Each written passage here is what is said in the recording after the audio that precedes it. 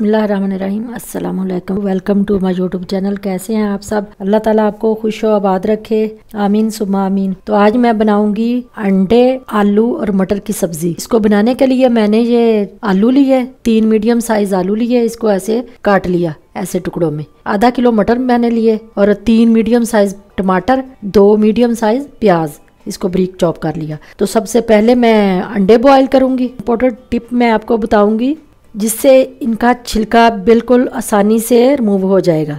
ये आधा टीस्पून नमक डालूंगी मैं इसमें, और ये आधा नींबू ऐसे ही इसमें डाल दूंगी। इससे ऐसे डालने से इसका छिलका बहुत आसानी से उतर जाएगा। तो इसको मैं चूल्हे पे रखती हूँ, इसको बॉईल करूँगी। तो अंडे हमारे बॉयल हो रहे हैं, वो मैंने दूसरे चूल्हे पे ट्रांसफ़र कर दिए। एक पैन और लूँगी, तो इसमें मैं मस्टर्ड ऑयल डालूँगी।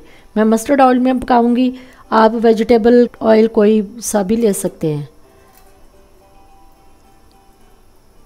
4 से 5 टेबल स्पून मैंने लिए। ऑयल हमारा गर्म हो गया, अब मैं इसमें प्याज डालूँगी। प्याज को थोड़ा नरम होने देंगे। तो प्याज नरम हो गया, ये देखें थोड़ा लाइट ब्राउन हो गया। अब मैं इसमें लहसुन और अदरक का पेस्ट डालूँगी, 1 चम्मच लहसुन और अदरक का पेस्ट। थोड़ा इसको फ्राई करेंगे 1-1.5 मिनट। तो 1.5 मिनट हो गया। अब मैं इसमें मटर डालूँगी। मटर ऐसे पहले फ्राई करने से ये गल अच्छे से जाते हैं, फिर सख्त नहीं रहते, अच्छे से गल जाते हैं, ये नरम हो जाते हैं।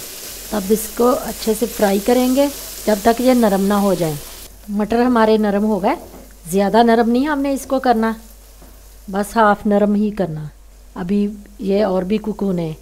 ये टमाटर डालूँगी, 1-2 मिनट के लिए ऊपर से कवर करके इसको टमाटरों को नरम करूँगी।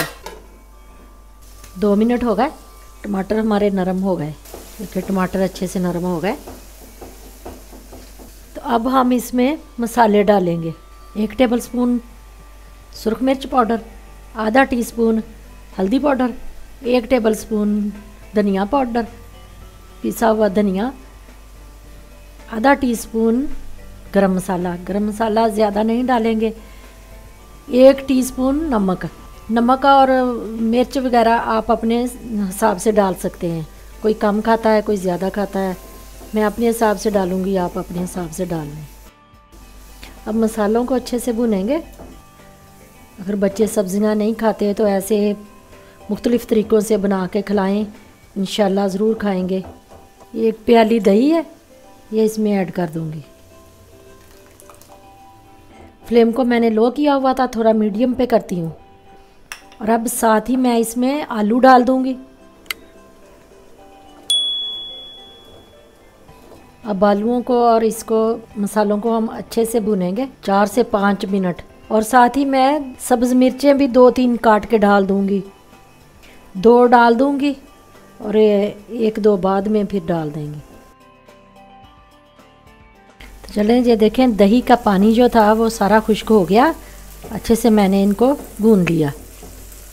देखें ऑयल छोड़ दिया सब्ज़ी ने, मसालों ने। अब आलू थोड़े अभी सख्त हैं। आलूओं को गलाने के लिए 1 गिलास मैं इसमें पानी डालूँगी। पानी आप गर्म करके डालें ताकि इसकी कुकिंग रुके ना। ये 1 गिलास पानी मैंने डाल दिया ताकि आलू अच्छे से गल जाएं। आप अपनी ग्रेवी के हिसाब से पानी डाल सकते हैं, जितनी आप ग्रेवी रखना चाहें कौरमे की। तो अब ऊपर से कवर करके 4 से 5 मिनट के लिए पकाऊंगी ताकि आलू हमारे अच्छे से गल जाएं। मटर तो गल गए हैं, आलू भी अच्छे से गल जाएं। तो 5 मिनट हो गए पकते हुए। अब मैं मीडियम लो पे कर दूंगी फ्लेम को। और 2 सब्ज़ मिर्चें हैं, ऐसे मैंने काट ली, ये इसमें डाल दूंगी। और ये ज़ीरा है, कुटा भुना हुआ ज़ीरा, ये इसमें ऐसे ऊपर से छिड़क दूंगी। और थोड़ा सा सब्ज़ धनिया।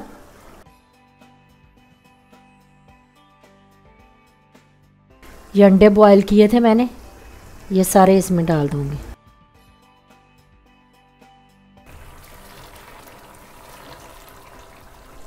तो ऊपर से कवर करके अब 2 मिनट इसको दम पे रखेंगे, मीडियम लो पे।